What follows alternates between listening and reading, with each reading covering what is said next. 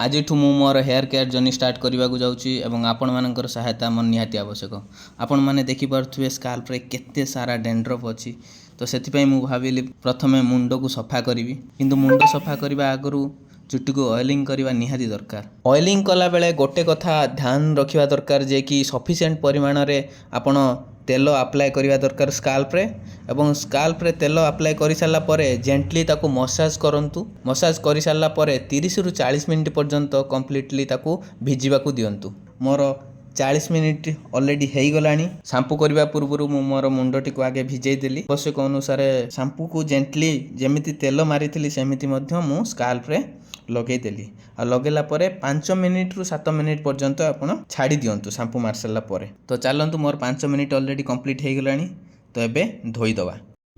देखंतु एबे मुंड सफा कला परे स्काल्प केते क्लीन हो जाइछि। तो एबे आमे मिनोक्सिडिल स्काल्प रे अप्लाई करि परिबा। आ मिनोक्सिडिल अप्लाई कला बेले मध्य ध्यान रखिबे स्मूथली ताकू मसाज मध्य करिवे मिनोक्सिडिल मारला परे। Thank you for watching.